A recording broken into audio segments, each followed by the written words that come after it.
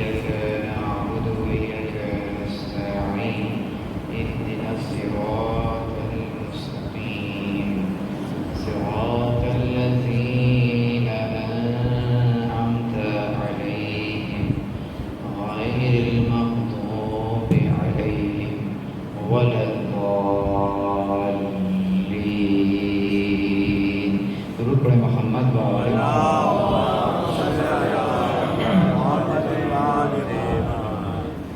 ایک سورہ فاتحہ کی اور التماس ہے فرش عزا پر بیٹھے ہوئے جتنے مومنین ہیں ان کے گزشتگان کو شامل کرتے ہوئے شہدائے ملت جعفریہ کو شامل کرتے ہوئے تمام علماء اور بانیین اور خاص بانیان مجلس کی گزشتگان کے لیے اور جو اس عزاخانے کے بانیان ہیں اس دار فانی سے رحلت کر چکے رحم اللہ من قرأ الفاتحہ. بسم اللہ الرحمن الرحیم الحمد للہ رب العالمین الرحمن الرحیم مالک إياك نعبد وإياك نستعين اهدنا الصراط المستقيم صراط الذين أنعمت عليهم غير المغضوب عليهم ولا الضالين. درود پر محمد و آل محمد.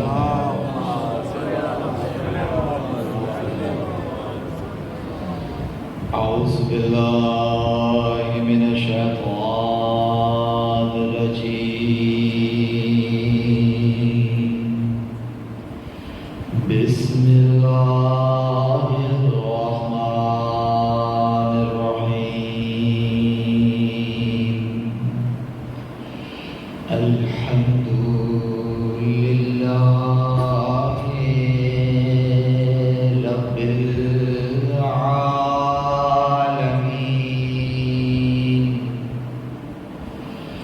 الحمد لله الذي دلع لسان صباح بنطق تبلجه وصرع قطع الليل المظلم بغياب تلجلجه واتقنا صنع الفلك الدبار في مقادير تبرجه وشعشع ضياء الشمس بنور تعججه الذي دل على ذاته بذاته وتنزه عن مجالسة مخلوقاته وجل عن ملائمته كيفياته الذي قرب من خطرات الظنون وبعد عن لحظات العيون وعلم بما كان قبل أن يكون. ثم الصلاة والسلام وتحية والإكرام على رسول الثقلين رحمة للمشرقين والمغربين جد الحسن والحسين سيدنا ومولانا وبالقاسم محمد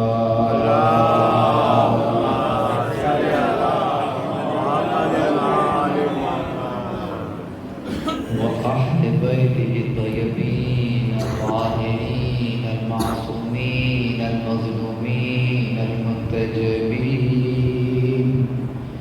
الذين أذهب الله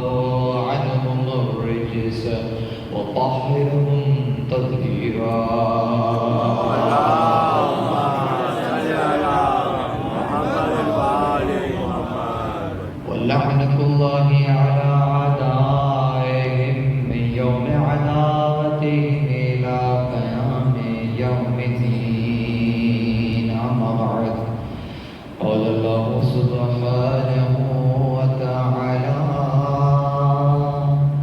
في محكم كتاب المجيد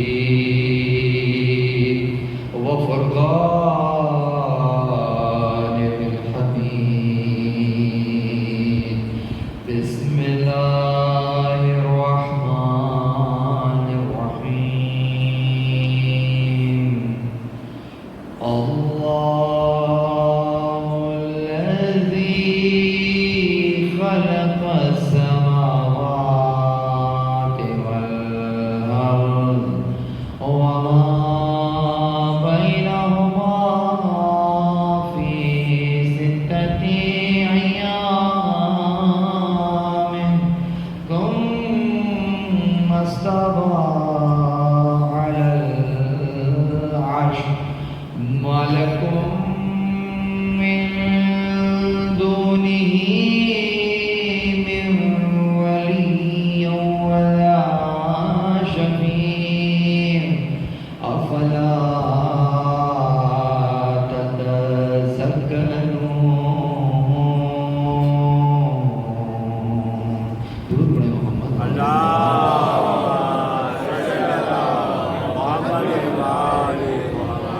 الحمد لله الذي جعلنا من المتمسكين بالقرآن الكريم وبولاية أمير المؤمنين وأئمة المعصومين عليهم السلام. درود پڑھیں محمد.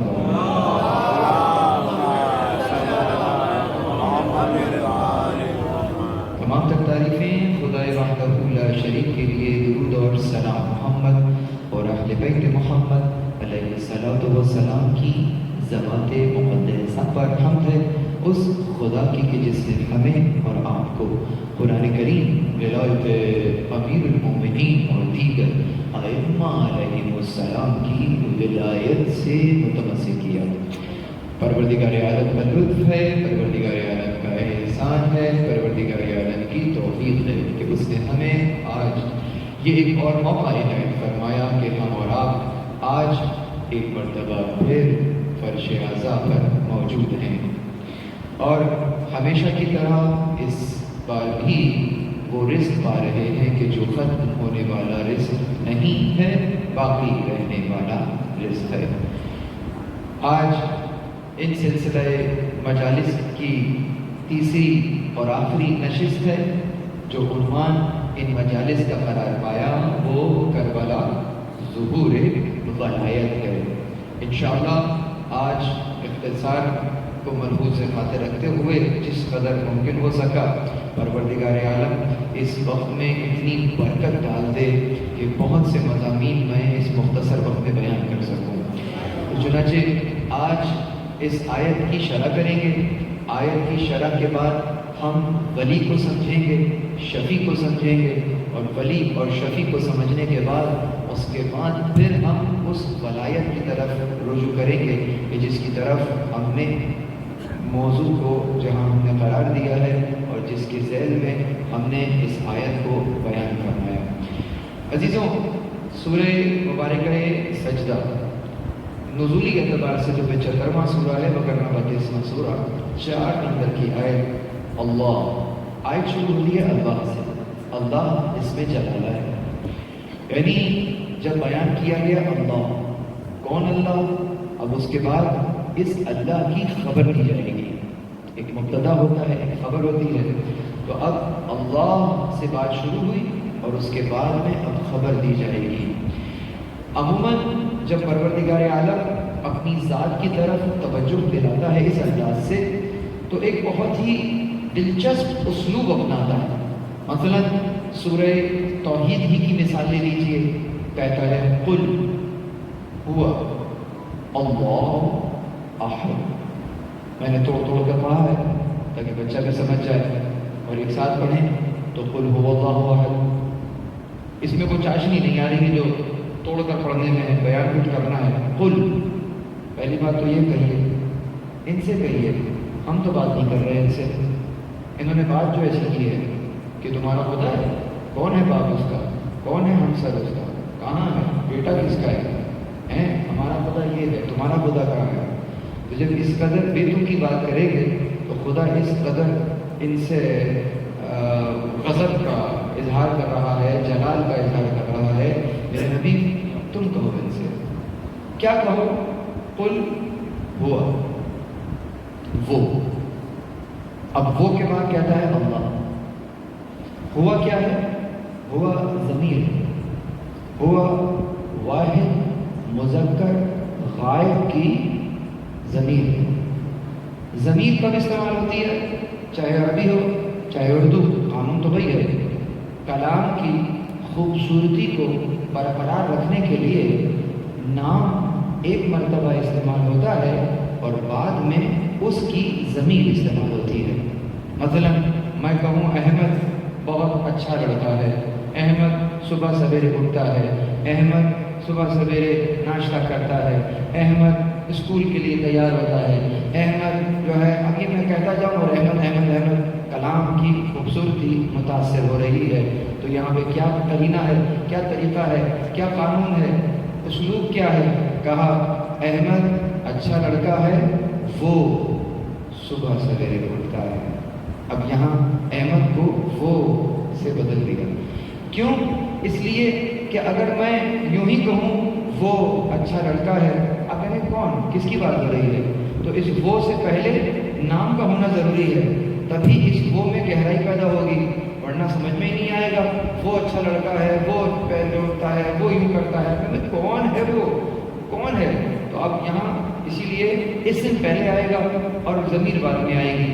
لیکن اس آیت کے اندر اسلوب بدلا ہوا ہے، اسلوب میں ضمیر پہلے آئی ہے، ہوا، قل کہو، ہوا وہ، اور ہوا کے بعد کہہ رہے ہیں اللہ، اس سے بعد میں ضمیر پہلے، اسلوب کیا ٹوٹ گیا اسلوب۔ تو ایسا کیوں ہوا؟ ایسا دو وجوہات کی وجہ سے ہوا ہے۔ ایسی ضمیر جو عربی شناس ہیں یا طالب علم ہیں ان کے لیے بیان کر رہا ہوں کہ وہ ضمیر کہ جو اسم سے پہلے آ جائے، تو اس ضمیر کو ضمیر شان کہتے ہیں۔ خاص ضمیر ضمیر شان کہہ رہا ہے کہ جو اسم سے پہلے آ گئی ہے۔ اچھا پہلے کیوں آئی ہے؟ یقیناً کسی حقیقت کا بیان کر رہی ہے، اس کی شان بیان کر رہی ہے۔ کیسے بیان کر رہی ہے؟ آئی ادھر آئی ہے۔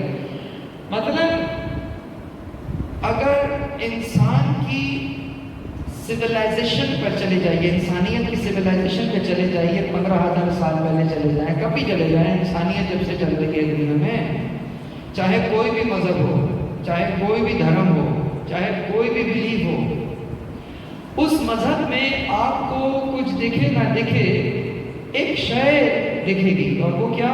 وہ یہ کہ یہ عبادت کی طرف مائل ہو گئے، ان کی عبادت گاہ ملے گی، چاہے ہندوازم ہو چاہے بدھ مت ہو۔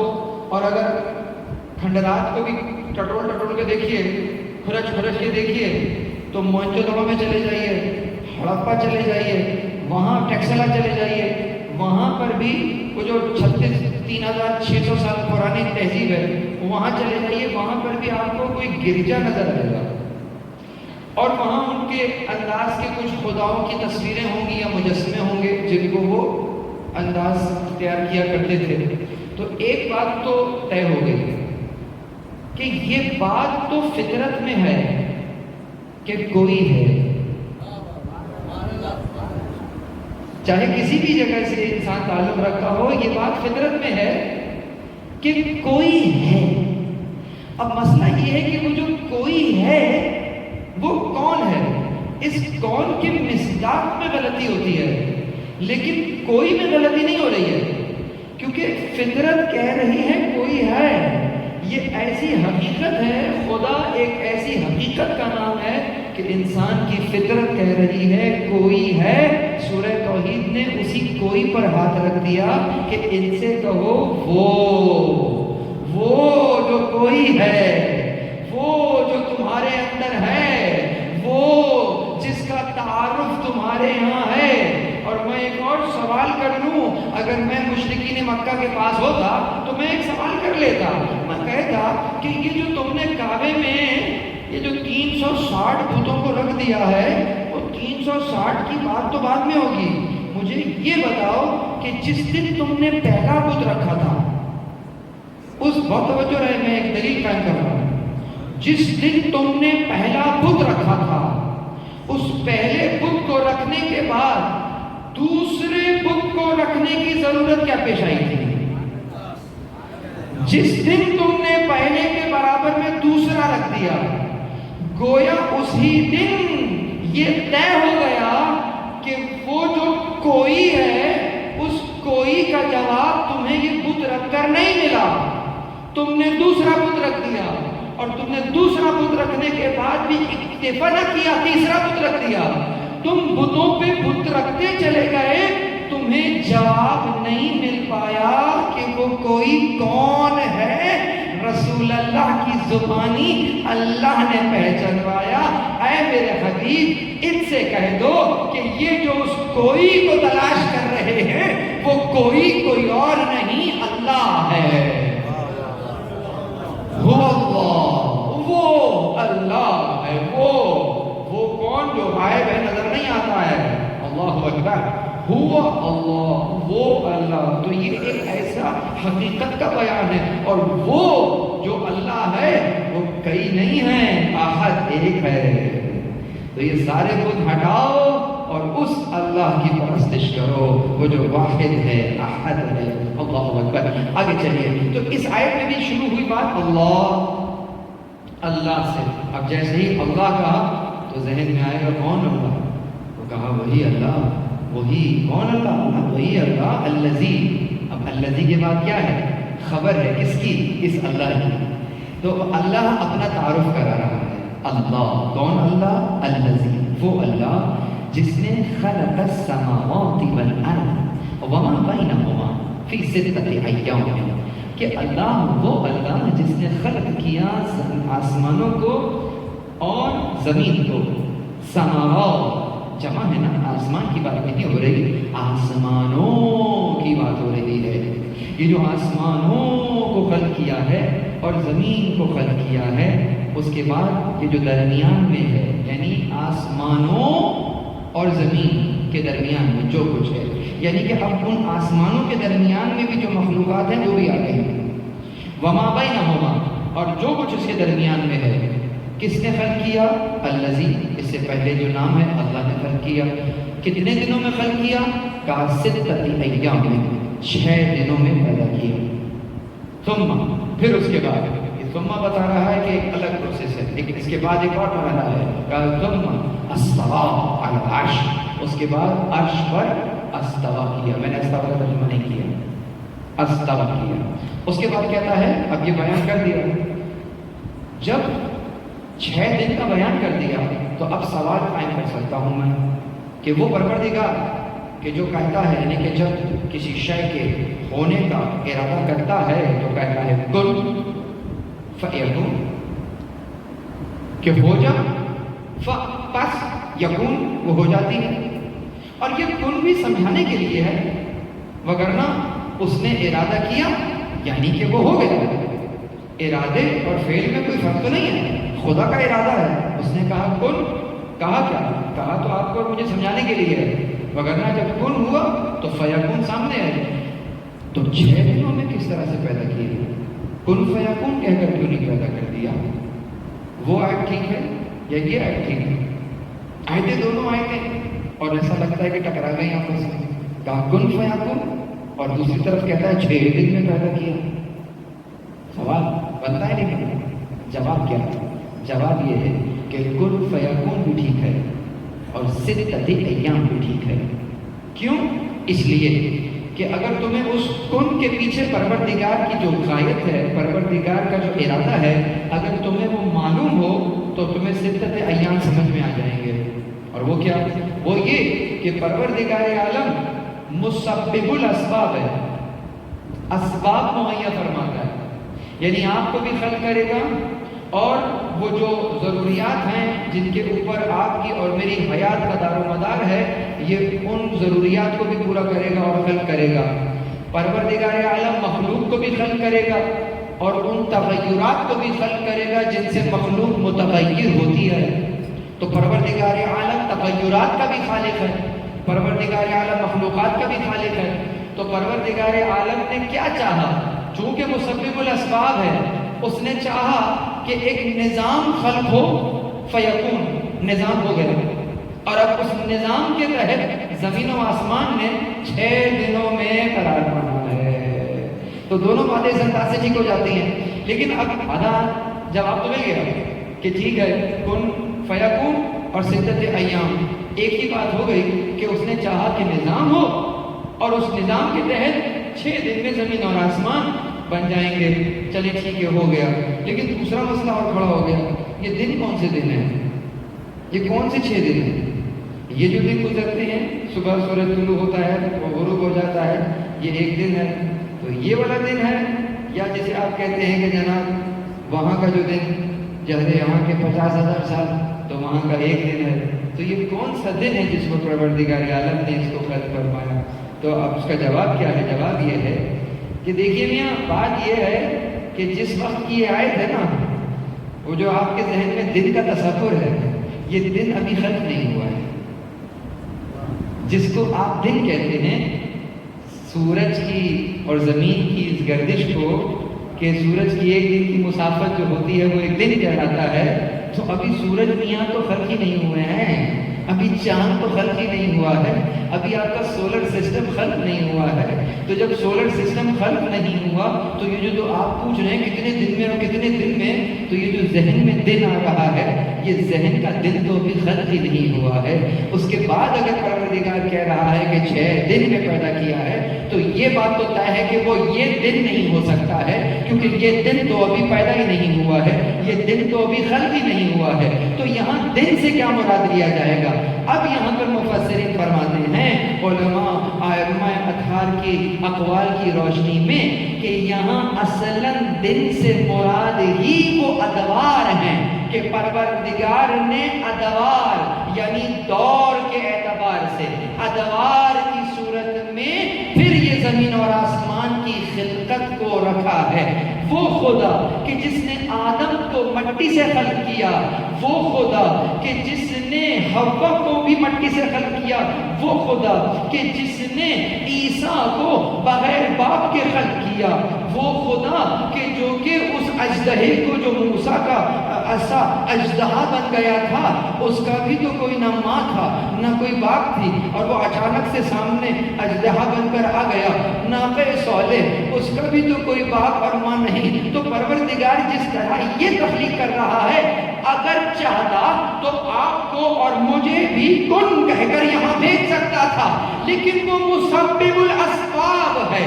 وہ چاہتا ہے کہ اشیاء اسباب کے تحت قرار پائیں. اسی لیے ہم نے بھی 9 ماہ کا دور گزارا ہے اور اس دور کے بعد دنیا میں آئے ہیں. درود پڑھیے محمد وآل محمد.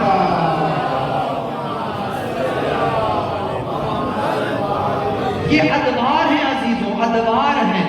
آپ کی اور میری خلقت جو میں سمجھ بیٹھا ہوں کہ میں یہاں پر موجود ہوں، مر جاؤں گا، اس عالم میں چلا جاؤں گا، بس بات ختم ہو جائے گی. یہیں پہ شاعر نے بھی کہہ دیا 2 عالم، یہ والا عالم، وہ والا عالم. اور کتنے عالم ہو گئے؟ کہا 2 عالم. کیا کہنے آپ کے اس 2 عالم کے؟ جب حمد کرتے ہو تو کہتے ہو الحمدللہ رب عالمین. عالمین کا مطلب تو کم از کم 3 یا اس سے زیادہ عالم ہیں، اور ہم کہہ رہے ہیں 2 عالم. اللہ اکبر. خدا کی خلاقیت کو سمجھو، اپنے آپ پر خود غور کرو. جیسے مولا فرماتے تھے کہ اتزعم انک جرم صغیر وفی انطوى عالم الاکبر، کہ کیا تو سمجھتا ہے کہ تو ایک معمولی سا جرثومہ ہے، جبکہ تیرے اندر تو عالم اکبر پوشیدہ ہے. یہ ہے انسان کی وسعت کہ اگر تو اپنے اندر جھانک کر دیکھ لے. یہ ایک بہت بڑا کلو ہے، اور رفع دیا کرتے ہیں کہ اے حضرت انسان، تیرے اندر عالم اکبر ہے، تو تیرے باہر کیا ہوگا؟ اکبر کے مقابل پہ تو اصغر ہوگا. اگر تم نے خود کو پہچان لیا تو پھر یہ کائنات کا راز تیرے لیے کچھ نہیں ہے. اسی لیے کہا من عرف نفسہ فقد عرف ربہ، کہ تو اگر خود کو پہچان لے، کہیں ادھر ادھر جانے کی ضرورت نہیں ہے، خود اپنے آپ ہی کو دیکھ لے تو ہمیں اس خالق کا پتہ ملتا ہے۔ ہم سمجھ رہے تھے کہ یہاں بیٹھے ہوئے ہیں، مر جائیں گے، وہاں چلے جائیں گے، تو عالم ہے جی نہیں، مسافر ہیں آپ اور ہم مسافر ہیں۔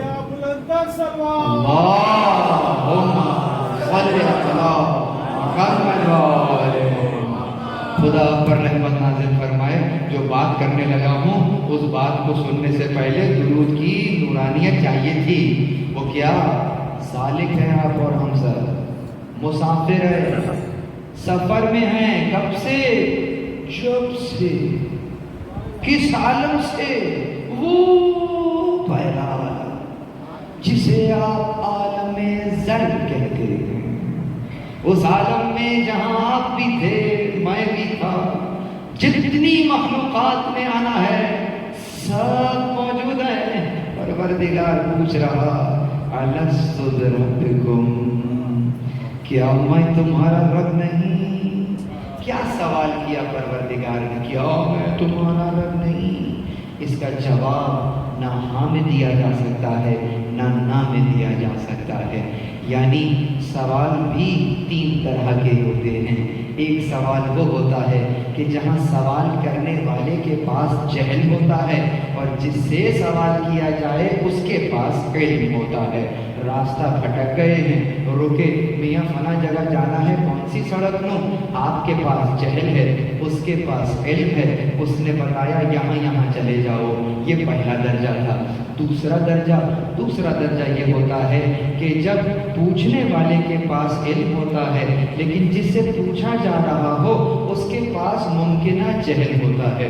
جیسے کلاس روم میں استاد سوال کرتا ہے تو استاد کا سوال کرنا یہ تو نہیں آپ کو بیان کرتا کہ استاد کو معلوم نہیں ہے اور بچوں سے پوچھ رہا ہے۔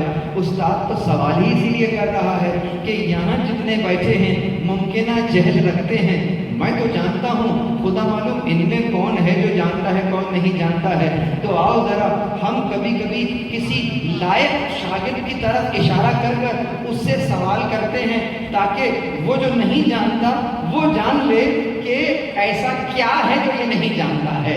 تو یہ دوسرا انداز ہوتا ہے سوال کرنے کا کہ جہاں سوال کیا جا رہا ہو تو سوال کرنے والے کے پاس علم ہے، سامنے والے کے پاس ممکنہ جہل ہے۔ یہ دوسرا انداز ہے۔ ان دونوں کے جوابات ہاں یا نہ میں دیے جا سکتے ہیں، لیکن ایک تیسرے طرح کا سوال ہوتا ہے اور وہ سوال ہوتا ہے کہ جب سوال کرنے والے کے پاس بھی علم ہو اور یقیناً سامنے والے کے پاس بھی علم ہو۔ اب جو سوال کیا جائے گا تو اس کا انداز الگ ہوگا اور وہ یوں کیا جائے گا جیسے کہا الست بربکم، کیا میں تمہارا رب نہیں؟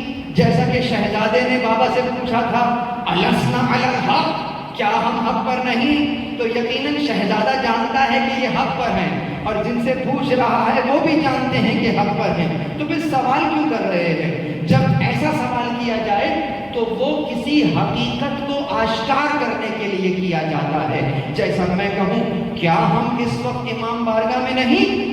تو اس کا جواب اگر آپ کہیں گے نہیں تو یعنی کہ ہم امام بارگاہ میں نہیں ہیں۔ کیا ہم اس وقت امام بارگاہ میں نہیں؟ آپ کہیں گے ہاں، یعنی کہ ہم امام بارگاہ میں نہیں ہیں۔ نہ ہاں کہہ سکتے ہیں نہ کہہ سکتے ہیں۔ اس کا فقط اور فقط ایک جواب ہے جو کہ ہم نے وہاں دیا تھا اور وہ تھا قالو، ہم سب نے کہا تھا بلا۔ بلا مطلب کیوں نہیں؟ یعنی پوچھنے والے نے پوچھا کہ کیا میں تمہارا رب نہیں؟ ہم نے جواب دیا کیوں نہیں، یعنی یقیناً تو میرا رب ہے، میں جانتا ہوں، میں اپنی فطرت سے تجھے جانتا ہوں کہ تو میرا رب ہے، اور یقیناً پروردگار تو عالم الغیب ہے، دونوں طرف علم موجود ہے۔ تو پروردگار نے اس عالم زر میں آپ سے اور مجھ سے یہ سوال کر ڈالا تھا۔ یہ پہلا عالم تھا۔ دوسرا عالم آیا عالم اسلاف کا، جہاں قرآن نے ہاتھ رکھا بین الصلب والترائب۔ کہاں تھے ہم؟ کہا بین الصلب والترائب، کہیں تھے پشت اور صلب کے درمیان میں کہیں تھے۔ ذرا ہاتھ تو رکھ کے بتاؤ کہ کہاں تھے؟ کہیں نہیں رکھ سکتے۔ تم کسی ڈاکٹر سے کہو یہ رہا ترائب اور صلب کا مجھے پتا نہیں کہاں ہے اور میں کہاں ہوں درمیان میں، میڈیکل سائنس ہاتھ نہیں رکھ سکتی کہ کہاں ہے، لیکن اتنا معلوم ہے کہ ہے کہیں یہیں کہیں۔ اسی لیے کہا تھا نا کہ ہم نے ان کو ظہور ان کی پشتوں سے نکالا تھا، تو پشت تو سامنے ہے لیکن میں کہاں ہوں ہاتھ نہیں رکھ سکتا، تو مگر میں ہوں کہاں ہوں معلوم نہیں۔ کون سا عالم ہے؟ عالم صلب۔ عالم صلب سے نیچے آئے، تیسرا عالم آیا، یہ عالم آیا عالم نطفہ، اور اس عالم نطفہ کو پروردگار نے مزید مراحل کے طور پر بیان فرمایا کہ هل أتى على الإنسان حين من الدهر لم يكن شيئا مذكورا۔ کس بات پر اکڑتا ہے انسان کہ اس پر ایک وقت وہ آیا ہے کہ جب یہ کوئی قابل ذکر شے نہ تھا، گویا شے تھا قابل ذکر نہ تھا، شے تھا لم یکن شیء مذکورا، کوئی قابل ذکر شے نہ تھا۔ جوانوں کو ان کی زبان میں سمجھا دوں، کبھی موبائل میں ایسی فائل ڈاؤن لوڈ ہو جاتی ہے کہ جب جس کو پلے کرتے ہیں تو وہ پلے نہیں کر رہا ہوتا، کبھی کمپیوٹر میں ایسی فائل آتی ہے کہ جب ڈبل کلک کرتے ہیں تو وہ پریشان ہو جاتا ہے کہ اس کو کس سافٹ ویئر سے کھولنا ہے، میں سمجھ نہیں پا رہا ہوں کہ یہ فائل کون سی فائل ہے۔ اگرچہ فائل ہونے سے انکار نہیں ہے، فائل تو ہے لیکن کیسی اور کون سی ہے یہ میں سمجھ نہیں پا رہا ہوں۔ تو بالکل اسی طریقے سے تم ایک ایسے عالم میں تھے کہ لم یکن شیء مذکورا تھے، کہ گویا تم شے تو تھے لیکن اس شے کی ماہیت اور کیفیت کیا تھی یہ تمہیں معلوم نہیں کہ کیسے تھے۔ اکثر لوگوں نے اپنی کم علمی کی بنیاد پر یہ ترجمے کر ڈالے اور یہ تفاسیر لکھ ڈالی کہ جناب اس لیے لم یکن شیء مذکورا تھے کہ انسان کی خلقت جس شے سے ہوتی ہے نا، اس شے کو کوئی اپنی محفل میں بیان نہیں کرتا، کوئی نام نہیں لیتا۔ کیوں؟ بڑی پاک و پاکیزہ محفل ہے تو اس نجس چیز کا نام لینا تو محفل ذرا خراب ہو جاتی ہے۔ تو آپ کو اگر سمجھ میں نہیں آ رہا ہے تو آپ سوال کریں اہل بیت علیہم السلام سے، آپ اپنی طریقے سے قیاس کیوں کر رہے ہیں؟ آپ کی محفل اتنی پاک و پاکیزہ کہ آپ تو نام نہیں لے رہے کہ محفل نجس ہو جائے گی، اور وہ پروردگار اگلی ہی آیت کے اندر نام لے رہا ہے کہ خلقنا الانسان من نطفۃ امشاج، اس نے انسان کو خلق کیا نطفۃ، اچھلتے ہوئے پانی سے، یہ نام لے لیا اس نے، قرآن میں لے لیا۔ آپ کی محفل پاک ہے یا قرآن پاک ہے؟ تو اس نے تو نام لے لیا۔ اس کا مطلب یہ ہے کہ بات اس چیز کی نہیں ہو رہی ہے، بات واقعتاً ایسے فارمیٹ کی ہو رہی ہے جو میں سمجھ نہیں سکتا تھا۔ اس کے بعد کہا کہ یہ جو نطفہ ہے خلقنا الانسان من نطفۃ امشاج نبتلیہ فجعلناہ سمیعا بصیرا۔ اس وقت جب میں کروٹیں بدل رہا ہوں اس عالم نطفہ کے اندر، پروردگار عالم نے آپ کو اور مجھے ایک تحفہ دے دیا اور کہا ہم نے فجعلنا، کیوں؟ اس لیے اس سے پہلے نبتلی کیا تھا، تمہیں امتحان میں ڈالا تھا، امتحان میں تمہیں ڈالے اور تمہیں امتحان کو کلیئر کرنے کے لیے لوازمات نہ دے، یہ تو پروردگار کے لطف کے مخالف ہے۔ پروردگار کا لطف کیا ہے؟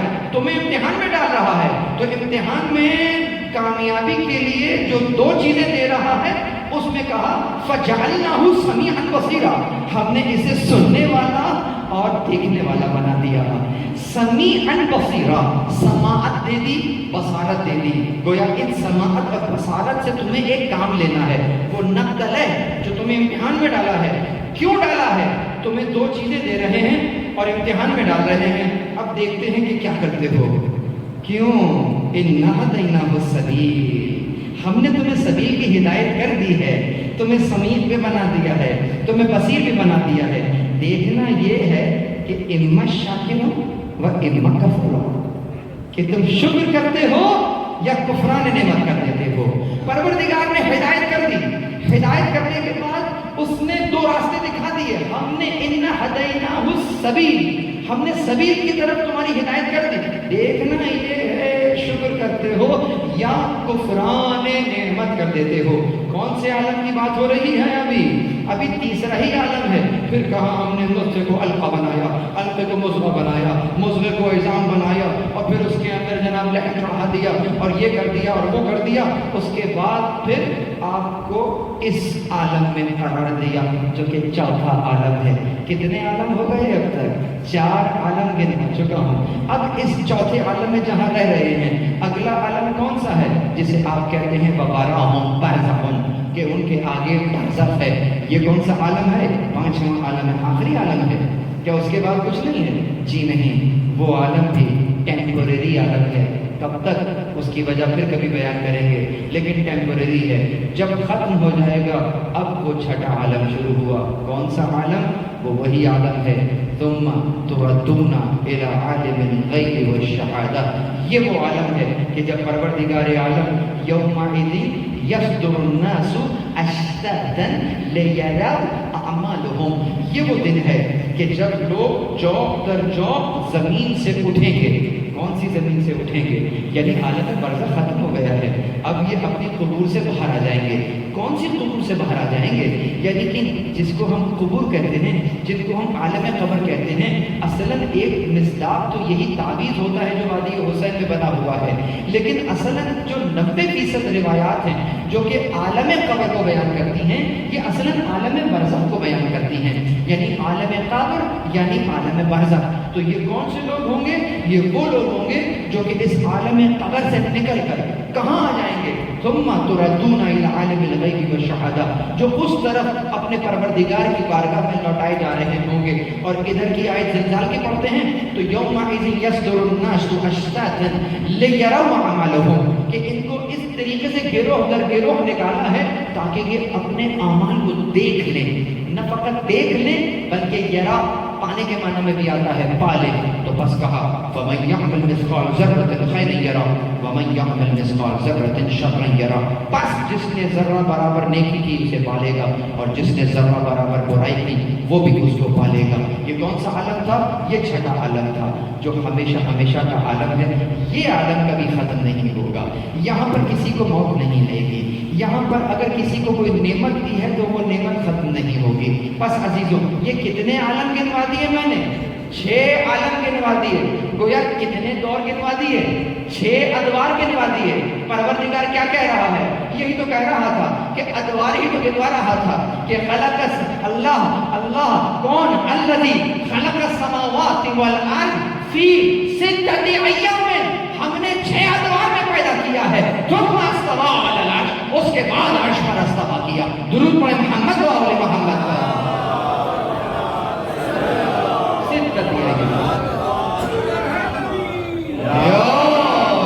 اتنی ہی بلند آواز میں درود پڑھ دیجیے.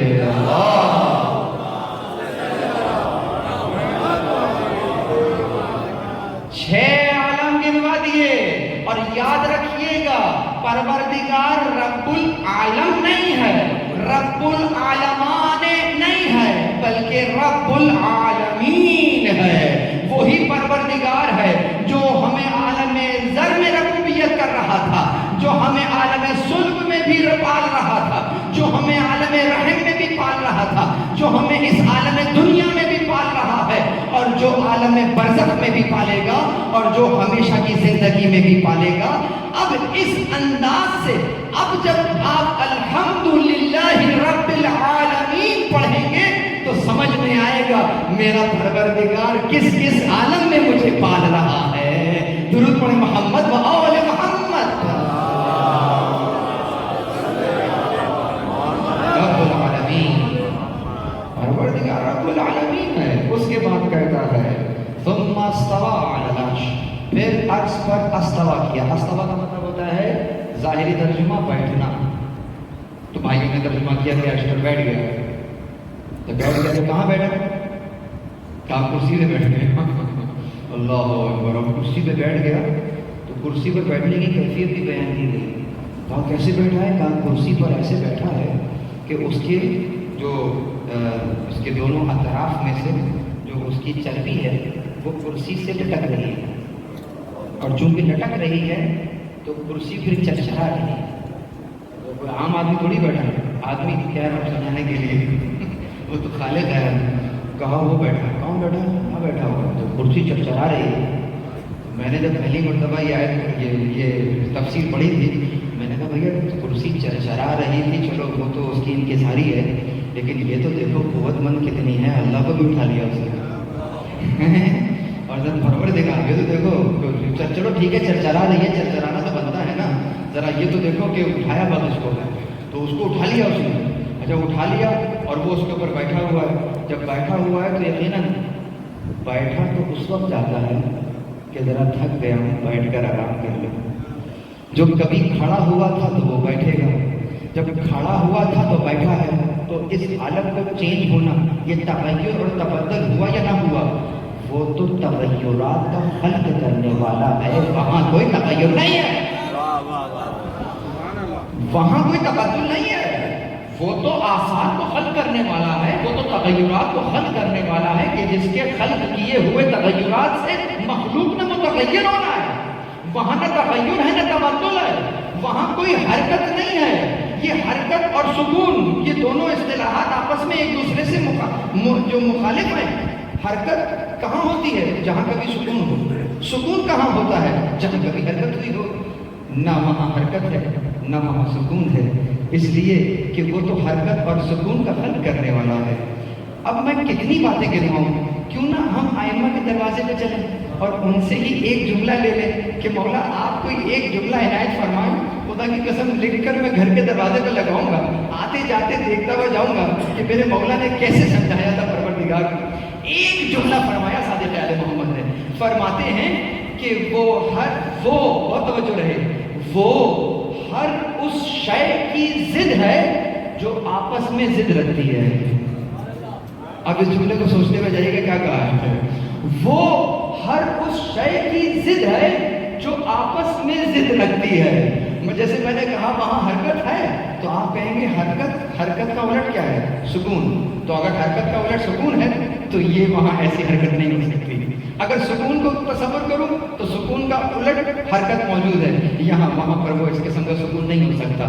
کل میں نے مثال دی تھی عالم کی کہ خدا عالم ہے، تو میں نے تصور کیا کہ اچھا یہ جو سلمان عالم ہے یہ علم کے ساتھ عالم ہے، یعنی کہ یہاں جو عالم ہے اس کا اپوزٹ جہل موجود ہے.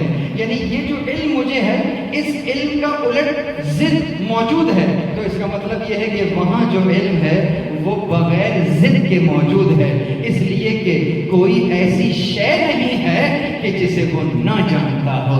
یقیناً تم اشیاء کو ہونے کے بعد جانتے ہو، اور وہ وَعَلِمَ بِمَا كَانَ قَبْلَ أَن يَكُونَ، وہ جانتا ہے اشیاء کو ان کے ہونے سے پہلے. درود پڑھیں محمد وعلیہ استوا. اب یہاں پر میں استوا پر آتا ہوں. تو استوا کا مطلب کیا ہوا؟ بیٹھا تو نہیں ہے. پھر استوا کہاں؟ اچھا چلو ٹھیک ہے، پوچھتے ہیں یہ بٹھایا جو ہے تم نے کہاں بٹھایا ہے؟ وہ چلو کرسی میں تو بٹھا دیا ہے، لیکن اس کو اور عرش ذرا اور اچھا نام لیں. کہاں؟ تخت پر بٹھایا. تخت پہ کون بیٹھتا ہے؟ بادشاہ بیٹھتا ہے. اچھا تخت بادشاہ صوفے پہ تو نہیں بیٹھتا، تخت پہ بیٹھتا ہے. بچوں کو بھائی تخت کا مطلب کیا ہے؟ بادشاہ تخت پر بیٹھتا ہے. کیوں بیٹھتا ہے؟ کہا تاکہ امور سلطنت کو چلائے. یعنی پروردگار عالم اگر استوا کہہ رہا ہے عرش پر، خلقت کے فوراً بعد جائیے ہوم ورک دے رہا ہوں، قرآن کریم پڑھیے گا، جہاں پر بھی زمین اور آسمان کی خلقت کا بیان آئے گا نا فوراً وہ استوا کی بات کرے گا. استوا کو الگ نہیں کرے گا. کیوں؟ کیا بتانا چاہتا ہے؟ بتانا یہ چاہتا ہے کہ چونکہ خلق ہم نے کیا ہے تو اس کی تدبیر بھی ہم ہی کریں گے. تدبیر کوئی اور نہیں کرے گا. خلق بھی ہماری، تدبیر بھی ہماری. اسی کو کہتے ہیں مدبر الامور، یعنی امور کا مدبر، تدبیر کرنے والا. ایسا نہیں ہو سکتا کہ ہم نے خلق کر دیا اس کے بعد ہمارے خلق کی ہوئی اشیاء کی تقدیر کوئی اور کہہ رہا ہو کہ پروردگار تو یہ کہہ رہا ہے جی نہیں یہ ہوگا، یہ شرک ہوگا. پروردگار نے اسی لیے خلقت کے فوراً بعد استوا کی بات کی ہے، یعنی خلق بھی ہماری، تدبیر بھی ہماری. اب جب خلق بھی ہماری ہے، تدبیر بھی ہماری ہے، یعنی اشیاء اپنے ہونے میں عدم سے ہست میں آنے کی، وجود میں آنے کے لیے محتاج ہیں، اور وجود میں رہنے کے لیے بھی ہماری محتاج ہیں، اور اپنے امور کو انجام دینے میں بھی ہماری محتاج ہیں.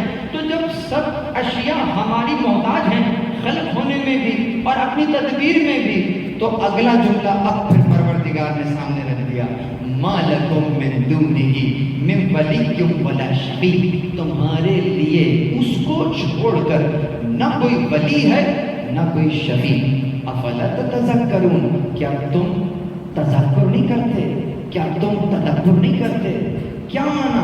پروردگار عالم نے اپنے ولی ہونے کے لیے جس چیز کا بیان کیا وہ اس کی خلاقیت تھی، وہ اس کی تدبیر تھی. بہت توجہ رہے. یعنی پروردگار اپنی ولایت سمجھا رہا ہے، نہ کہ ولایت سمجھا رہا ہے. یہاں لانا چاہتا ہوں میں، جو کربلا ظہور ولایت ہے، ولایت نہیں. ولایت تو اور جگہوں پر بھی ظہور ہوئی ہے، میں جہاں پہ بات کر رہا ہوں وہ ظہور ولایت ہے.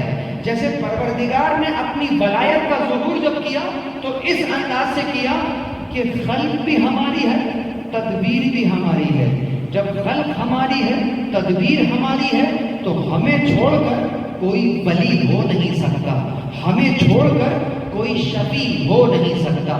اس کا مطلب کہ جو ولی ہوگا، جو شفیع ہوگا، وہ خدا کو چھوڑ کر نہیں ہوگا، خدا کے مقابلے پر نہیں ہوگا، بلکہ خدا کے اذن کے تحت ہوگا. یوں نہیں ہوگا. بہت توجہ رہے. کہیں ذہن میں بات آ رہی ہو، پتہ نہیں کون سے وہابی مولانا آ گئے ہیں اور وہ تو تمام ولیوں کا انکار کر رہے ہیں، وہ تو تمام شفیعوں کا، ہم تو آس لگائے بیٹھے ہیں کہ یہ بھی ولی ہے وہ بھی ولی ہیں، اور مولانا کہہ رہے ہیں کہ کوئی ولی ہے ہی نہیں خدا کو چھوڑ کر. تو خدا کو چھوڑ کر کا مطلب کیا ہے؟ ما لکم من دونہ، تمہارے لیے اس کے علاوہ اس کو چھوڑ کر کوئی ولی نہیں ہے. یعنی اس کو ولی ماننا، اس کی ولایت کو تسلیم کرنا. محبت کی بات نہیں ہے کہ میں خدا سے محبت کرتا ہوں، پلٹ کر خدا بھی مجھ سے محبت کرتا ہے. خدا اپنی محبت کو سامنے نہیں رکھ رہا ہے، خدا اپنی ولایت کو سامنے رکھ رہا ہے. میں ولی ہوں تمہارا. اب چونکہ میں ولی ہوں، میرا حکم نافذ ہوگا تو یقیناً میرا حکم نافذ کرنے کے لیے تمہارے سامنے میرے رہبران آئیں گے. اور وہ رہبران کون ہوں گے؟ ان رہبران کو جو میں اسٹیٹس دوں گا تمہارے لیے، وہ کیا ہوگا؟ وہ ہوگا کہ انما ولیکم اللہ ورسولہ والذین آمنوا الذین یقیمون الصلاۃ ویؤتون الزکاۃ وہم راکعون. یعنی اب جو تمہیں میں ولایت بیان کر رہا ہوں، یہاں بھی ولایت نہیں ولایت بیان ہو رہی ہے کہ اب جو تم نے میری ولایت کا کلمہ پڑھا تھا، تو آؤ، چونکہ کوئی ولی بھی نہیں ہے، کوئی شفیع بھی نہیں ہے، کوئی قانون مدبر بھی ہم ہیں، تو تدبیر ہم کریں گے، قانون ہم دیں گے. قانون تم تک پہنچے گا کیسے؟ انبیاء کا سلسلہ بھیج رہا ہوں اور کچھ اولیاء کا سلسلہ بھیج رہا ہوں جو قیامت تک تمہاری رہبری کریں گے. کون ہے وہ؟ کہا تمہارے لیے اللہ ولی ہے، رسول. اچھا، یہ رسول اس کے مقابلے میں ولی ہے. آیت کیا کہتی ہے؟ وَرَسُولُهُ، چونکہ رسول ہو ہے، چونکہ اس کا بھیجا ہوا ہے، اس لیے تمہارا ولی ہے. خدا کے مقابلے پر نہیں ہے. یوں نہیں ہے کہ خدا تو یہ نہیں دے رہا، چلو اس سے لے لیتے ہیں، یہ دے دیں گے. اب خدا منع کر رہا ہے. جب خدا نے منع کر دیا، انکار کر دیا، تو جب خدا نے انکار کر دیا تو آپ کہیں گے خدا انکار کرتا رہے، جاؤ ہمارا کام یہاں سے چل جائے گا. تو یہ جس کو قرار دیا، یہ خدا کے مقابلے پر قرار دیا. خدا کے مقابلے پر کوئی ولی نہیں ہے. خدا کی ولایت کے ذیل میں اس نے کچھ ولایتیں بتائی ہیں کہ انما ولیکم اللہ ورسولہ، چونکہ یہ رسول اس کا ہے، اس کے اذن سے ہے، اذن یافتہ ہے، یہ بھی تمہارا ولی ہے. تو یہ کس کا قانون سامنے رکھے گا؟ خدا ہی کا قانون سامنے رکھے گا نا، نہ کہ خدا کے مقابلے میں کوئی قانون سامنے رکھے گا.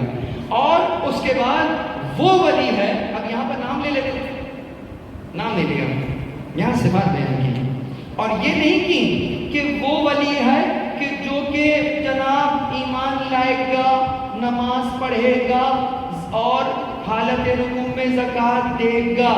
جی نہیں، دے گا کی بات نہیں ہے، جو دے رہا ہے اس کی بات ہے. یعنی وہ مومنین جو ایمان لائے ہیں، اب یہاں پر آج آیت رک جاتی تو سارے مومنین جو ایمان لائے ہیں سب ولی بن جاتے ہیں، جیسا کہ آج کل بنے ہوئے ہر آدمی ولی بنا ہوا ہے، ہر آدمی. تو کیا کہا؟ وہ ہے کہ جو ایمان لائے ہیں، اور اب ذرا اس کو شرح کیا جائے. تو والذین آمنوا الذین یقیمون الصلاۃ، انہوں نے نماز کو قائم کیا ہے. تم نماز پڑھنے والے ہو، وہ نماز قائم کرنے والے ہیں. جو نماز کو قائم کر رہے ہیں وہ ہیں. اور کیا کر رہے ہیں؟ اور دائرے کو تنگ کیا کہ نہ فقط یہ کہ نماز کو قائم کر رہے ہیں بلکہ حالت رکوع میں زکوٰۃ دے رہے ہیں. یہاں پہ جو واو ہے، بھائیوں نے اکثر ترجمہ کیا کہ وہ لوگ جو ایمان لاتے ہیں، جو نماز پڑھتے ہیں اور جو رکوع کرتے ہیں، زکوٰۃ دیتے ہیں اور رکوع کرتے ہیں. واہ، اور راکعون اور رکوع کرتے ہیں. رکوع کرنے والے، رکوع کرنے والوں میں کیا اسپیشلٹی ہے؟ کہانی وہ ایک اور جگہ بتایا تھا نا، وَأَقِیمُوا الصَّلَاةَ وَآتُوا الزَّکَاةَ وَهُمْ رَاکعُونَ،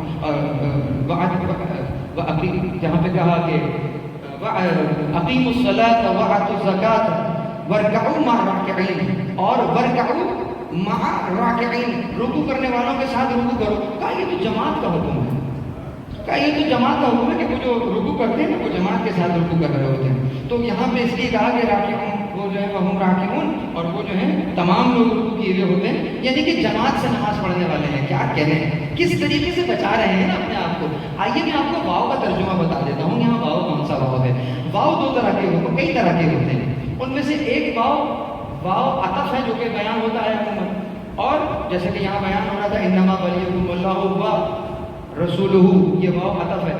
لیکن یہاں جب کہا نا کہ زکوٰۃ دے رہے ہیں وہم راکعون، یہاں واو عطف نہیں ہے، یہاں واو ہے واو حالیہ. جیسے پروردگار سورہ بقرہ میں کہہ رہا ہے کہ وَلَا تَمُوتُنَّ إِلَّا وَأَنْتُمْ مُسْلِمُونَ، کہ نہیں مرنا مگر یہ کہ کیا ہو، وَأَنْتُمْ مُسْلِمُونَ، کہ حالت اسلام پر ہو. کبھی خدا کو جان نہ دینا مگر یہ کہ حالت اسلام پر ہو. یعنی کہ ایسا نہ ہو کہ کفر کے عالم میں مر جاؤ، خدا کو کفر کے عالم میں جان نہ دینا، مسئلہ ہو جائے گا. تو کیا کہا؟ اس عالم میں جان دینا کہ جب تم حالت اسلام میں ہو. واؤ نے کیا بیان کیا؟ حالت. تو یہاں پر واؤ کیا بیان کر رہا ہے؟ وَهُمْ رَاکعُونَ، زکوٰۃ دے رہے ہیں ایسی حالت میں کہ رکوع کیے ہوئے ہیں.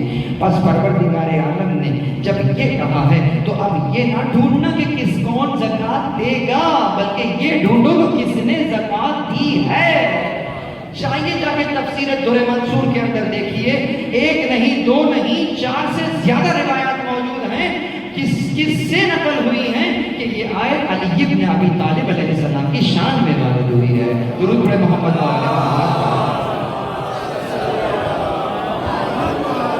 بس عزیزوں، اگر یہاں تک آ گئے ہیں تو بہت ساری چیزوں کو چھوڑنا پڑے گا، موضوع کو پڑھنا میں سمیٹ نہیں پاؤں گا. تو ولا کی بات ہو رہی ہے، ولا کی بات نہیں ہو رہی ہے. اس آیت کے اندر ولا کی بات ہو رہی ہے، ولا کی بات نہیں ہو رہی ہے. ولا سے بنا ہے ولایت اور ولا سے بنا ہے ولی. یعنی یہاں پر کس چیز کی بات ہے؟ ولایت کو واو کے نیچے اگر زیر دے دیتے ہو جسے کسرہ کہتے ہیں، اور اگر اسی واو کے اوپر فتح دے دیتے ہو جسے زبر کہتے ہیں، تو یہی لفظ ولایت بھی ہے، یہی لفظ ولایت بھی ہے. ولایت اور ولایت دونوں انداز سے پڑھا جائے گا. ولی اس کا جو ریشہ ہے وہ نکلے گا واو لام یا. یہ تمام الفاظ واو لام یا سے بنیں گے. اس سے بنے گا ولا، اس سے بنے گا ولا، اس سے بنے گا مولا، اس سے بنے گا متولی، اس سے بنے گا تمام کے تمام جو ولا سے بننے والے ہیں. اگر میں اس بحث کو چھیڑ دوں تو 10 تصویریں کم از کم چاہیے ہوں گی، تو سمیٹ دیتے ہیں. تو ولا ہی سے بنتے ہیں تمام کے تمام الفاظ، لیکن ایک فرق کے ساتھ ہے، مختصر کر دوں. فرق کیا ہے؟ ولایت کا مطلب یہ ہے، ولایت اگر واو کی کثرہ کے ساتھ دی گئی ہے تو اس کا مطلب ہوتا ہے ایک محبت، یعنی محبت. اہل بیت علیہ السلام سے ہم محبت کرتے ہیں اور اہل بیت سے ہم محبت کرتے ہیں اور اہل بیت ہم سے محبت کرتے ہیں. تو یقیناً جب محبت کی بات آتی ہے تو اس لفظ کی تاثیر 2 طرفہ ہو جاتی ہے.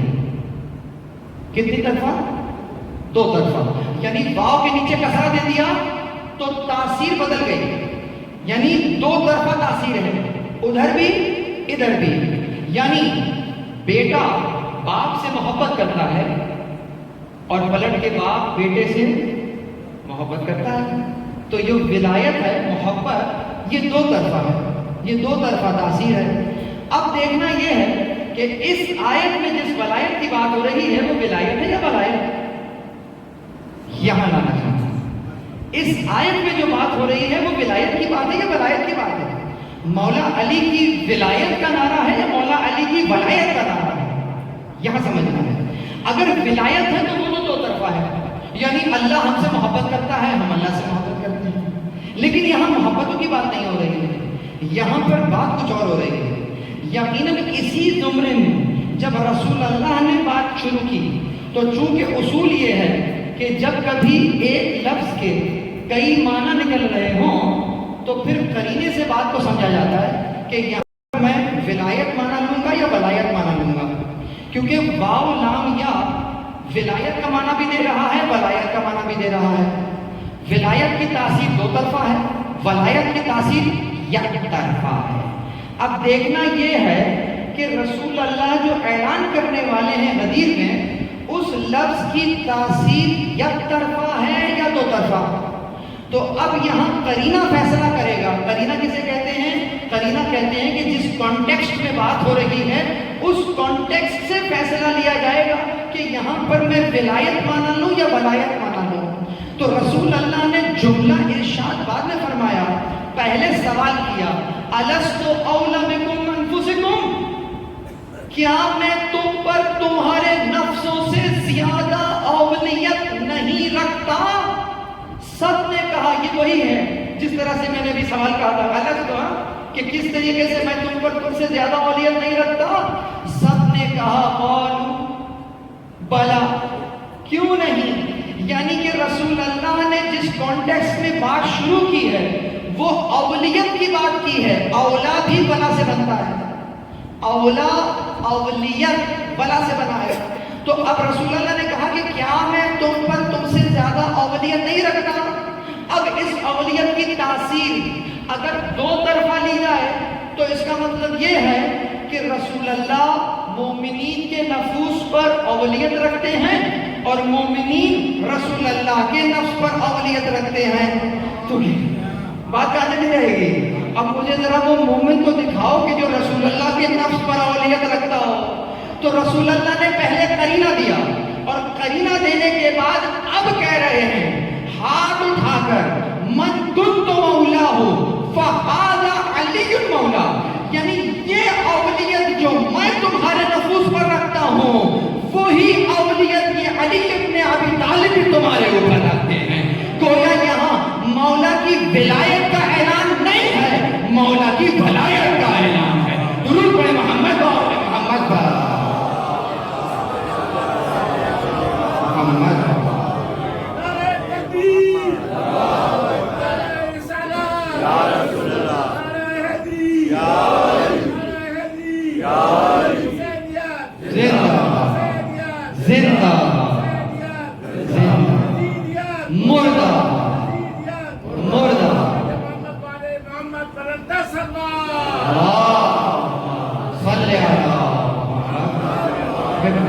سمجھ میں آ رہی ہیں باتیں؟ مشکل تو نہیں ہو رہی؟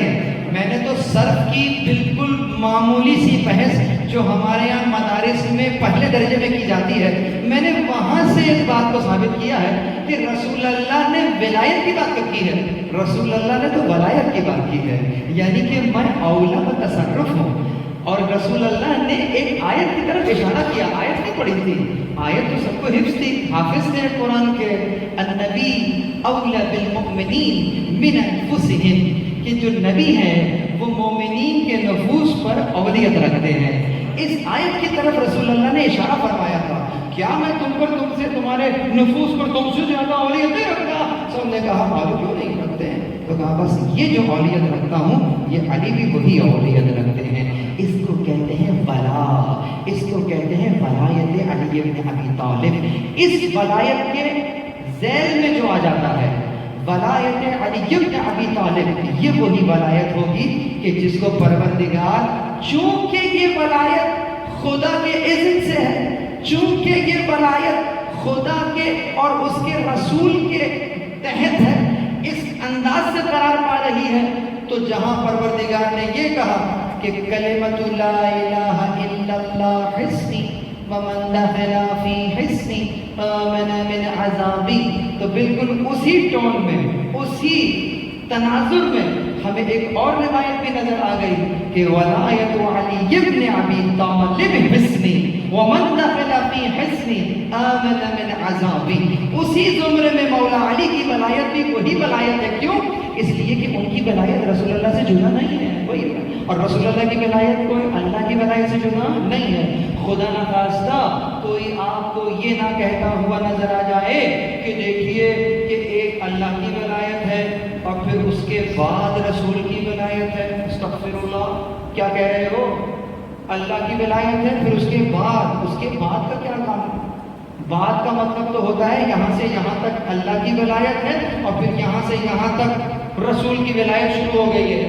ارے تم وہ ولایت ہی کیا، وہ خدا کی ولایت ہی کیا جہاں تمہیں یہاں سے وہاں تک کہنا پڑ رہا ہو. وہ خدا جو لامحدود ہے تم اس کی ولایت کو محدود کیسے کر رہے ہو؟ درود پڑھیے محمد و آل محمد. یہاں سے وہاں تک جائیے، یوٹیوب پہ سرچ کیجیے گا مل جائیں گے.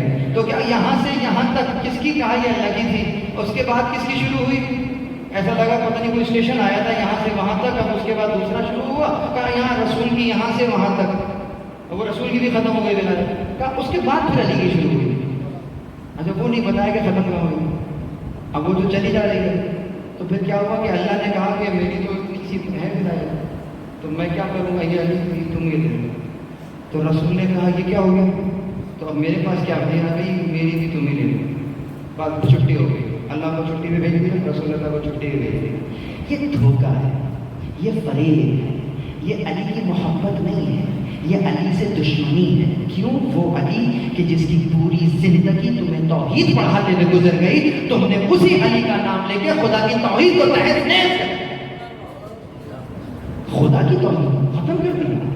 وہ نہج البلاغہ، وہ ائمہ اطہار کہ جن کا خطبہ شروع نہیں ہونے پاتا الحمدللہ رب العالمین کہتے ہیں، رسول اللہ کی ثنا کرتے ہیں، آل محمد پر درود بھیجتے ہیں اور اس کے بعد خطبہ شروع کرتے ہیں.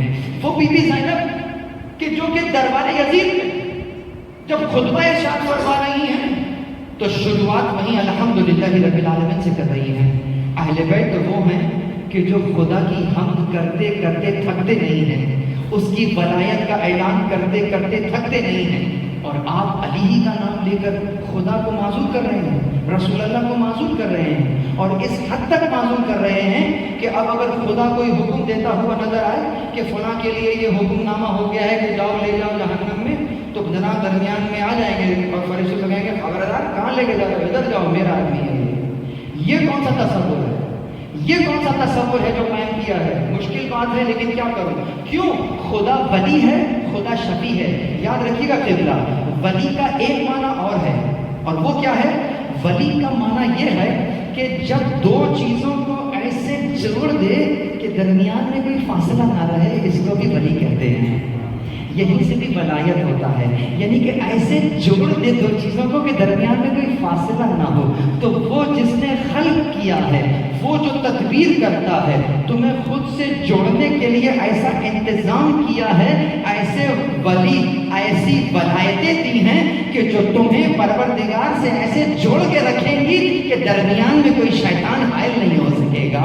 اسی لیے یہ ولایت رکھتے ہیں تمہارے اوپر. دوسری چیز شفیع ہے. پروردگار ولی بھی ہے، پروردگار شفیع بھی ہے. اس شفیع کے اندر بھی جڑنا موجود ہے. بہت توجہ ہے. شفاعت یعنی کہ کیا؟ جیسے ہم کہتے ہیں کہ شفاعت ہوتی ہے. کیسے شفاعت ہوتی ہے؟ پتہ چلا ایک بچہ ہے جس نے پیپر دیا ہی نہیں، خالی چھوڑ کر آ گیا، بھاگ گیا وہاں سے، کاپی بھی گھر لے آیا اور پھر فون گھمایا کہ جی دلہ یعنی مدد سب بیٹھ گئے تھے، پیپر گھر لے آیا ہوں میں. کہیں اچھا گھر لے آیا؟ ہاں وہ تو بس دیا ہی نہیں تھا. اچھا چلو کوئی بات نہیں، دے دیتے ہیں نمبر سے پاس کر دیتے ہیں، اور وہ بھی یہ گریڈ دے دیتے ہیں. کیا یاد کرو گے؟ اپنا ہی آدمی ہے. یہ شفاعت ہوئی ہے. یہ شفاعت ایک کرپٹ آدمی ہے، ایک ہر برائی اس میں موجود ہے. نماز کیا ہوتی ہے معلوم ہی کچھ نہیں ہے، طہارت کیا ہوتی ہے کچھ پتہ ہی نہیں ہے، اور ساری زندگی گزر گئی حکم خدا کی جو ہے حکم عدولی کرتے ہوئے. اور جب یہ کرپشن لے کر وہاں پہنچے تو اب پریشان ہو گئے کہ یہ कैसे जवाब दूंगा, सवाल जवाब करने आ गए हैं, तो मुझे तो आते नहीं है सवाल जवाब लिख के जवाब देना। तो फिर फ़ोन मिलाया कि कितना फंस गया हूँ, निकाले यहाँ से। तो वो आए, उन्होंने कहा खबरदार सवाल नहीं करना, मेरा आदमी है, आने दो, डोमिसाइल देखेंगे वहाँ पर, हाँ मेरे इलाके का है, आने दो। ये शिफात है। ये शिफात आपके साथ जो यहाँ होती है तो उसको आप एक्सेप्ट करते हैं। हमारे बच्चों को जॉब नहीं मिलती है, हमारा टैलेंट जो है वो सड़कों पर उल्टी सीधे काम कर रहा है, और जो नाअहल हैं वो कैसे कैसे कुर्सियों में बैठे हैं। ये शफात है, इसको कहते हैं शफात। ये तो करप्शन है।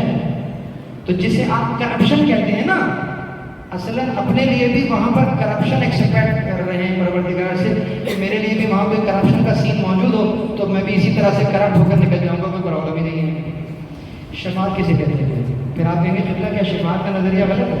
जी नहीं, शफात ठीक है, लेकिन जिस तरीके से तुमने शफात को समझा है, शफात ये नहीं होती है। शफाअत है शफा, शफा से शफाअत है। शफा किसे कहते हैं? शफा कहते हैं कि जहां दो वजूद आपस में ऐसे मिल जाएं, वली को याद रखिएगा, वली ने मिलाया था, बीच में स्पेस नहीं था। जहां दो वजूद आपस में ऐसे मिल जाएं कि एक कमतर वजूद किसी बरतर वजूद से जब ऐसे मुतमस्सिक हो जाए कि इस कमतर वजूद की कमी इस बाबरकत वजूद के मुतमस्सिक होने से पेशी में बदल जाए, इसे शिफात कहते हैं। ये है शिफात, ये है शिफात। अब आप दुआएं मांग रहे हैं, कबूल नहीं हो रही हैं, दुआ मांगने का ढंग नहीं आ रहा है, कमी है। नमाज पढ़ रहे हैं, नमाज में वो लुत्फ नहीं आ रहा है, कमी है। आप खुदा को समझना चाह रहे हैं, ऐसा नहीं जैसा वो है, लेकिन मेरी समझ तो जितनी बुलंद हो सकती है कर सकता हूँ ना, मगर मैं वहां तक पहुंच नहीं पा रहा हूँ, क्यों? मुझ में कमी है।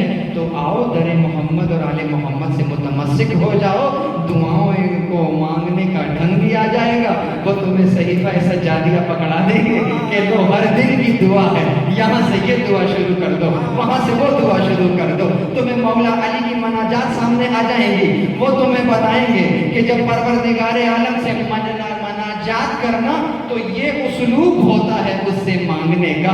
आओ, जब तुम हमारे दरवाजे पर आकर हमारी तरह से मांगना शुरू करोगे, तुम्हारे वजूद की कमी हमारे वजूद की बरकत की वजह से पेशी में बदल जाएगी। इसको शफाअत कहते हैं। दुरूद पढ़िए मोहम्मद व आले मोहम्मद पर। ये है शफाअत।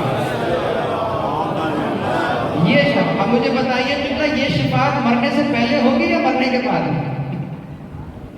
इसका आगाज कहां से होगा? मरने से पहले या मरने के बाद? ये अहलियत का पैदा करना, यानी किसी शफाअत को जज करने की अहलियत का पैदा करना, ये मरने से पहले होगा या मरने के बाद?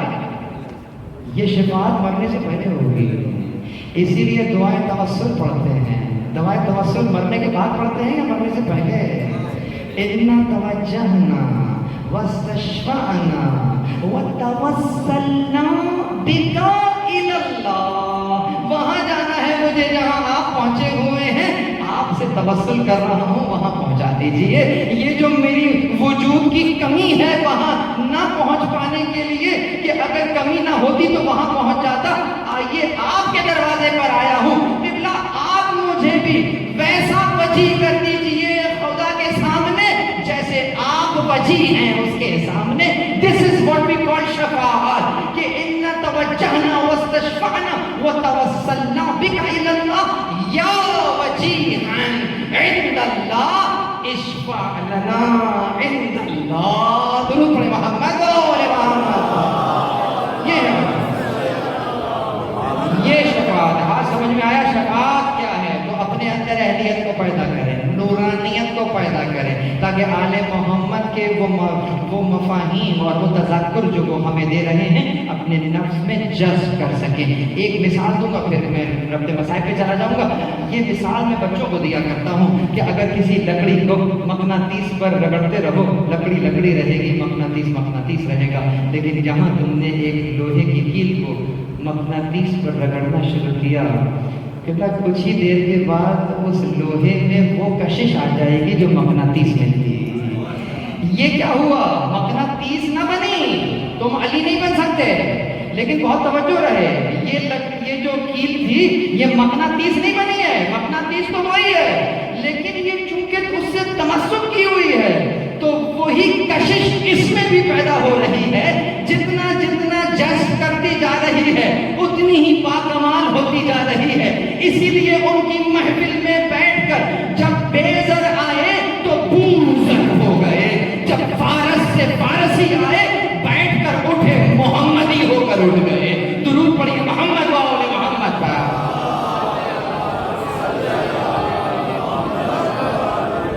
کربلا اسی ولایت کا ظہور ہے۔ کربلا محبتوں کی بات نہیں ہے، بہت سے تھے محبت کرنے والے، یہ ولایت کی بات کر رہے تھے، ہم محبت کرتے ہیں، ہم محبت کرتے ہیں۔ امام نے کہا چلو ہمارے ساتھ کربلا، کہتے ہیں نہیں یہ نہیں ہو سکتا، محبت میں کرتا ہوں مگر یہ نہیں ہو سکتا، آپ میرا گھوڑا لے جائیے، آپ میری تلوار لے جائیے، میں بہت چاہتا ہوں آپ کو۔ یہ ولایت کی بات ہو رہی ہے عزیزوں، کربلا ولایت نہیں مانگ رہی ہے، کربلا ولایت مانگ رہی ہے۔ جب امام زمان کہہ رہے ہیں کہ چلو ہمارے ساتھ، تو پھر تم امام زمان کو مشورہ نہ دو کہ یہ نہ کریں وہ کر لیں، یہ کم علمی ہے۔ محبت کا تقاضا ہے کہ آپ کہیں گے قبلہ وہاں نہ جائیے، وہ آپ کے ساتھ دعا کریں گے، یہ کریں گے وہ کریں گے۔ کیسے کیسے بڑے بڑے لوگ تھے جو آئے اور آ کر کہنے لگے کہ وہاں نہ جائیے، یہ کریں گے آپ کے ساتھ۔ مجھے ذرا دل پر ہاتھ رکھ کے بتائیے، آپ کے سامنے اگر امام زمان ابھی ظاہر ہوں اور امام زمان ظاہر ہو کے کہیں گے کل میرا فلاں جگہ جانے کا قصد ہے، کیا آپ میں اور مجھ میں اتنی جرأت ہے کہ کہیں کہ نہیں امام وہاں نہ جائیے، وہاں تو یہ ہو جائے گا؟ یہ کم علمی ہے، یہ معرفت کی کمی ہے۔ یہاں آپ امام سے محبت کا اظہار تو کر رہے ہیں، گویا ولایت کو تو قبول کر رہے ہیں، ولایت کو قبول نہیں کر رہے۔ ولایت کو کس نے قبول کیا تھا؟ وہی مدینہ ہے، اسی مدینے میں رات تک امام کا جانے کا کوئی ارادہ نہیں ہے، یہاں تک کہ حاکم مدینہ نے بلا لیا ہے بیٹھ کرنے کے لیے۔ رات کا بھی کون سا پہر آخری پہر ہے، اس وقت امام ارادہ کر رہے ہیں چلنے کے لیے۔ بس عزیزوں یہی سمجھانا چاہ رہا ہوں، ولایت اور ولایت میں فرق کیا ہے۔ وہ جو فقط ولایت رکھتے تھے انہوں نے تو آ کر مشورے دینا شروع کر دیے کہ یہ نہ کیجئے، بچوں کو نہ لے جائیے، عورتوں کو نہ لے جائیے، لیکن جو ولایت رکھتے تھے انہوں نے ایک سوال نہ کیا کہ یہ اچانک سے کہاں جا رہے ہیں، سارا رخت سفر باندھ کر اونٹوں کے اوپر چڑھا دیا۔ غازی عباس ان میں سے ایک کردار ہے۔ عباس کی پوری زندگی اٹھا کر دیکھیے، نہیں ملے گا تو لفظ کیوں نہیں ملے گا، امام نے کہہ دیا یہ کرنا ہے تو یہ ہونا ہے، وہ کرنا ہے تو وہ ہونا ہے۔ عباس خیمے لگا دو، عباس خیمے لگا دیں گے، عباس خیمے اٹھا دو، عباس خیمے اٹھا دیں گے۔ عباس اس قدر امام زمان کی مرضی میں، امام کی مرضی میں خود کو ضم کر چکے ہیں کہ گویا عباس کی اپنی مرضی رہی ہی نہیں ہے، وہی مرضی ہے جو امام کی مرضی ہے۔ اس کو ہم ولایت کہتے ہیں۔ یہ ولایتی لوگ تھے، یہ وہ ولایت کربلا ہے جو اس کا ظہور بدرجہ کمال ہمیں کربلا میں نظر آتا ہے۔ یعنی جہاں پر سب محبت کرنے والے ہیں اور فرزند زہرا چراغ کو گل کر کے کہہ رہے ہوں جاؤ جسے جانا ہے چلے جاؤ، میں اپنی بیعت بھی اٹھا لیتا ہوں، میں یوں بھی کر لیتا ہوں، میں یہ بھی کر لیتا ہوں۔ لیکن یہ جو محبت کرنے والے تھے فقط محبت کرنے والے نہیں تھے، سب سے پہلے اس خیمے میں خاموشی کو جس نے توڑا ہے وہ کون ہے؟ ابوالفضل العباس۔ سب سے پہلے غازی کھڑے ہوئے، مولا آپ کو چھوڑ کر کہاں چلے جائیں؟ یہ وہ ولایت کی بات تھی، آپ ولی ہیں ہمارے، ولی کو چھوڑ کر کہاں چلے جائیں؟ بس عزیزوں آخری جملہ آج کی تمام مجالس کا نچوڑ اور وہ یہ کہ جو کربلا کی ولایت ہے وہ فقط امام حسین کی ولایت نہیں، یہ 12 کی 12 دری کی ولایت یہی ولایت ہے۔ اور وہ حسین جو اس وقت پردہ غیب میں اپنے انصاران حسینی کو تلاش کر رہا، آؤ آج کی مجلس میں اس امام حسین کو جو کہ ابھی پردہ غیب میں ہیں ہم اپنے دور کے امام حسین کو آج کوئی حبیب بن کر ان کی ولایت کو ایکسپٹ کرے، آج کوئی زہیر بن قین بن کر ان کی ولایت کو اختیار کرے، آج کوئی حبیب ابن مظاہر بن کر ان کی ولایت کو اس انداز سے اور ولایت کو اختیار کرے، یقین جانیے کہ جب اس امام حسین کو، ان امام حسین کو کہ جو پردہ غیب میں حلب ناصر کہہ رہے ہیں، جب انہیں ان کے انصارہ نے حسینی 1444 ہجری مل جائیں گے، عجب نہیں اگلے ہی لمحے ظہور ہو جائے۔ بس عزیزو، یہی وہ ولایت تھی کہ کوئی بھی تو چھوڑ کر ان کو گیا نہیں ہے۔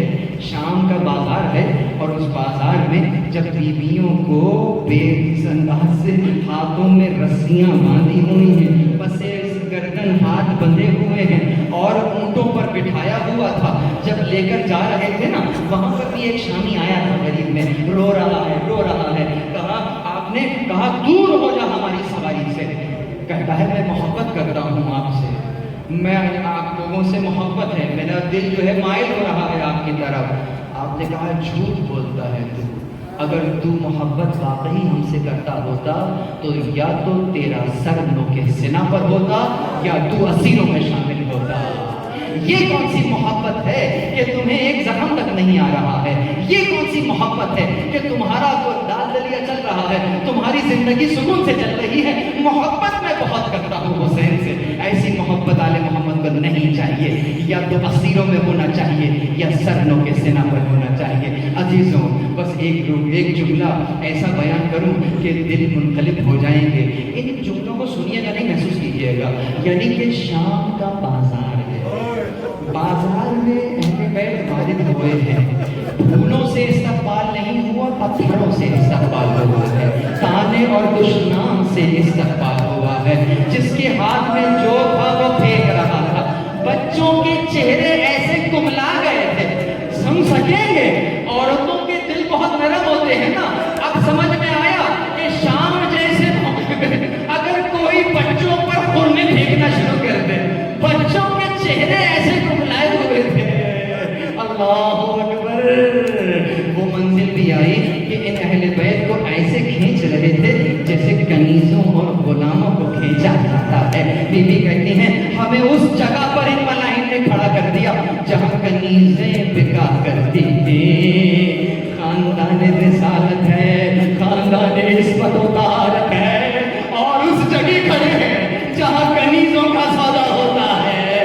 اللہ اکبر۔ یہاں ام کلثوم سے ایک روایت ہے کہ ام کلثوم نے شبر سے کلام کیا، کہاں یہ شبر ملعون اور کہاں میری شہزادی؟ یہ کس قدر بڑی کربلا ہے ام کلثوم کے لیے۔ کہتی ہے اے شبر، ان سروں کو ذرا آگے لے جا کہ لوگ جب سروں کو دیکھ رہے ہیں ان کی نگاہیں ہمیں چبھ رہی ہیں، ان کی نگاہیں ہمیں اذیت دے رہی ہیں، ان سروں کو ذرا دور لے جا، اتنا تو کرامت داری کا خیال کر لے۔ عزیزو، سن سکیں گے حضرت عباس کی بولیں شبر سے کہہ رہے ہیں کہ سروں کو آگے لے جاؤ۔ شبر نے کیا کیا؟ اس کے برعکس کام کیا، تمام سروں کو کہا اہل بیت کی سواری کے گرد آ جاؤ۔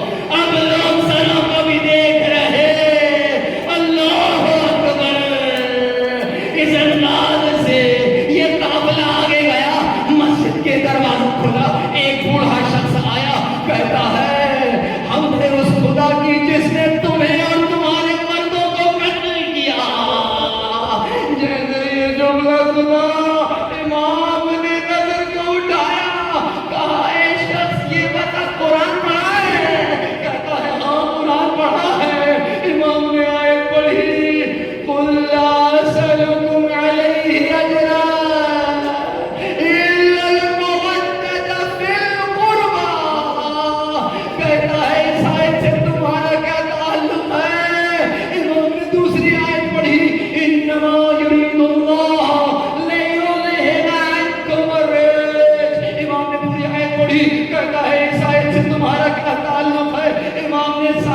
آیتیں پڑھی، 5 آیتوں کے بعد یہ یہی پوچھتا گیا تمہارا ان آیات سے کیا تعلق ہے؟ وہ جس کے گھر میں قرآن اترا، وہ جس کی زبان ادھر سے جب کوئی جملہ جاری ہو جائے رضوان جنت آ جائے، اس سے پوچھ رہے تمہارا ان آیتوں سے کیا تعلق ہے؟ وہ جو قرآن ناطق ہے، قرآن ناطق سے پوچھ رہے تمہارا ان آیات سے کیا تعلق ہے؟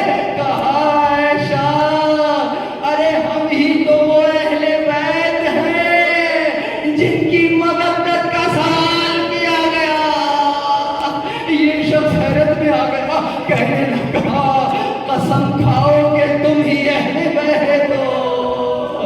زبان جل جائے کہتے ہو، کہا خدا کی قسم ہم ہی وہ اہل بیت ہیں۔ بس عزیزو، مقتل کی روایت اب یہاں سے شروع ہوتی ہے۔ کہتا ہے مجھے یہ زندے دیجئے، میں قافلے کے آگے لیٹ جاتا ہوں تاکہ محشر میں رسول اللہ کو کہہ سکوں یا رسول اللہ آپ کی آل کا تماشا میں نے نہیں دیکھا۔